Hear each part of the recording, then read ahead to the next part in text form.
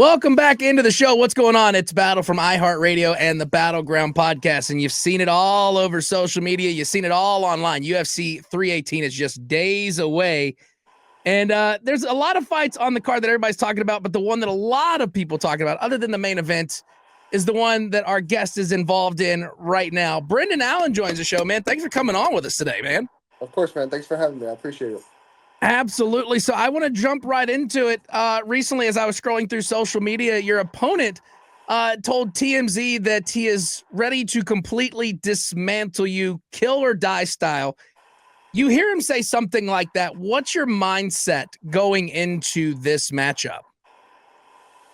His words don't change how I feel. His words, whatever you want to call it, his actions, they don't mean nothing to me. I just laugh because the guy's kind of delusional in my mind, just based off of his history with fights and other animosities with other guys or whatever. So, yeah, I don't really care. He can say what he wants. We'll see what Marvin shows up Saturday. Is he going to be a guy that's going to come forward and try to put pressure? Or is he going to be the guy that fades back and looks to counter? Either way, I have my game plan. I have what I want to do and what I plan to take advantage of. And we'll see how effective it is on Saturday. Yeah, we'll definitely see for sure at UFC 318. Now, one thing that a lot of people have talked about on social media, if you look up Marvin or your names, obviously it goes back to the casino brawl story, which is very wild. Did that moment change the tone of your rivalry with Marvin? And do you see echoes of it inside the octagon this weekend? No, I mean, I don't know. I don't pay too much attention to it. Like, what happened. Like, he swung at my friend, and I don't know. He says I sucker punched him, but obviously the videos clearly show him looking at me and put his hands up and everything. So, like I said, the guy's like just kind of delusional, like how he thinks and how he talks. But maybe we're all a little delusional. Maybe I have some delusion in me too. But he's a little extra. I don't know, man. That's really all I have to say, like, about him. Like, but I don't really care. For me, it's business. He can bring all the emotions, all the animosity. Like, I don't really care. I'm gonna go out there and do what I need to do. I'm very focused and took a lot of time, a lot of energy, and a lot of effort to get to this point where I'm at, as far as my physical, my mental. Like, I am just ready to go do what I've worked so hard to do. As long as he doesn't touch me on fight week and he stays away from me, like, I don't care. Say what you want, talk how you want. Like, Saturday night's all that matters. Saturday night, you have to live everything you've been talking. So, yeah, that's all that matters. Because once that cage door locks, it's on, and all the talking goes out the window, and we'll see what happens again this Saturday, UFC 318. Now, the one thing that I love about your career is you've built a reputation with amazing submissions when you finish the match. How do you plan to adapt when going up against someone like Marvin this weekend? Man, I'm just looking to beat him for 15 minutes. I'm looking to beat him up. Like, I know he's tough. Maybe I could get him out of there if I really tried to force it or whatever, but I'm not trying to force nothing. I'm looking to just go in there and beat him up for 15 minutes. Clear as day. I don't want to hear a word from him after, like, oh, I won or this and that. Like, yeah, obviously, if the finish presents itself, I'm definitely going to take it because it's awesome to be the first to do things, especially get a tough guy out of there, that hasn't been done before. So, if he gives it to me, I'm going to take it. But in my eyes, I'm just going to outclass him in every which way. Like, my goal is to not even let him hit me. Stuff his shots, because obviously he's going to shoot. He's going to think he can hold me down. Like, but it's not going to happen. He's too predictable. He's too slow. And, yeah, of course. Now, I say, like, I don't plan him to hit me, but it's a fight. Of course he's going to hit me. Like, I'm going to hit him. He's going to hit me. I'm going to have some marks. He's going to have some marks. But no matter what, I feel like we're both going to know we were in a fight come Sunday. I definitely feel we're both going to know we were in a fight. So no matter what, we'll come to a conclusion, and we'll have a mutual understanding after Saturday, at least from my end. I can't speak for him. I'm not going to speak for him. And after Saturday, it is what it is. So, again, he can treat it how he wants. I'll treat it how I want, and that's it. Now, you mentioned that you want to go, it seems like you want to go the distance, the 15 minutes, and then you also said if that opportunity presents itself, you want to go early. Are you already game planning that, hey, we're going the distance with this one? I mean, he's a tough guy, man. Like, of course, like you have to prepare yourself for 15 minutes because if you don't, and it goes 15 minutes, like, then what are you gonna do? So, Yeah. me preparing myself for 15 minutes has nothing to do with my intentions. It has nothing to do with how I'm gonna fight. My game plan is what it is. The game plan is to catch him at some point with something. Um, but if it doesn't happen, I'm prepared to go 15 minutes. Um, and see who can dig deeper and who can get the job done. Yeah, it's definitely going to be a fun weekend for sure with UFC 318. Now, your recent post-fight regret about not pulling out of the Nasruddin fight showed a rare moment of reflection with you. Has that made you more risk aware heading into this weekend? Not so much. Like I just look back and I know how close I was to a belt. There, like maybe if I won that fight, I would have been on an 8 fight or I don't even know, eight or somewhere around 8 fight win streak. Most of them finishes, and yeah, I knew I was super close because no one else other than the champion at the time had the win streak, and so yeah, it sucks, man. You work really hard, but also the losses were very they I guess I needed them. It sucks to say now looking back, and hindsight's 2020.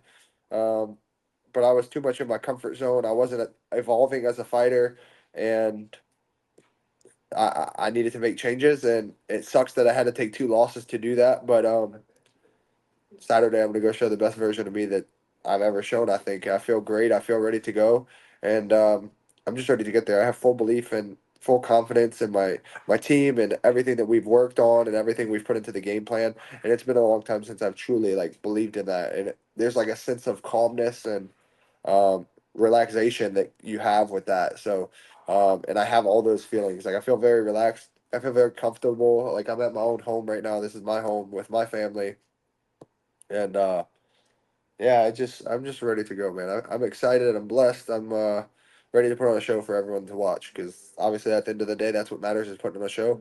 And I'm gonna go out there and I'm gonna fight. No matter what, I'm gonna fight. Good fights, bad fights. I always come to fight. But it takes two to make a fight. It takes two. So um, we'll see. Yeah, we'll definitely see for sure this weekend UFC 318. Now, I will tell you that here on this show there is a pretty good track record of calling our shot and things happen. And we had Derek Lewis here recently, and I said, "Hey, first round knockout, you're going to get it done." What happens over the weekend? First round knockout, he got it done. So we're going to say that Brendan is going to get the submission, and he's going to get his hand raised at the end of Saturday at UFC 318. I So hope so, man. we're putting it out in the universe. You're gonna submit him, and Marvin's just gonna go back to doing whatever Marvin does, and says makes up an excuse. Who knows? We'll see what happens. But of course, UFC 318 is happening this weekend. You beat Marvin, like we just said. We're putting it out in the universe because we're all about positivity. You beat him this weekend. What's next on your radar? Title contention, rematch? What is it? Well, man, I'll never get the fluffy rematch ever again. Like I highly doubt that because I fought him in LFA and I lost a decision. Then I just lost a close decision to him again. That I don't know. I don't really feel I lost, but again, opinions vary. So yeah, I doubt I get that. But if Roman beats him, maybe I can fight Roman.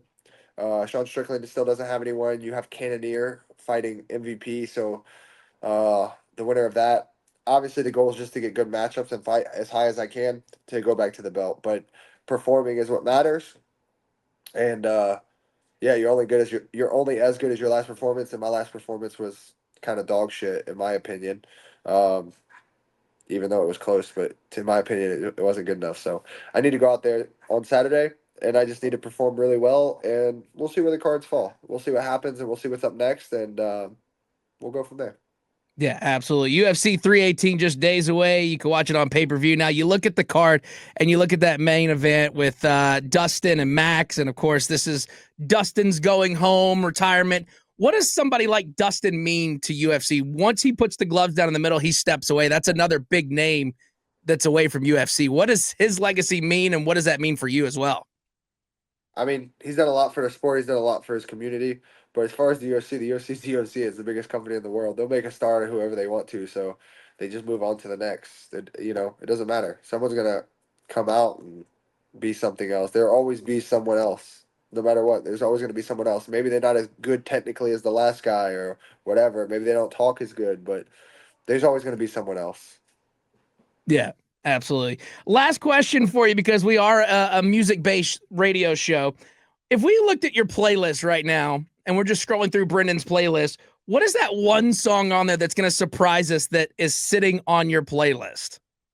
Oh man, it changes when I'm in camp, especially when I get too close to the fight. But maybe I would like I listen to like a lot of Morgan Wallen, so Okay. like I have Morgan that I'll play sporadically. It just reminds me of my family and stuff, and yeah. So I listen to Morgan Wallen in between all my gangster hood stuff that I listen to.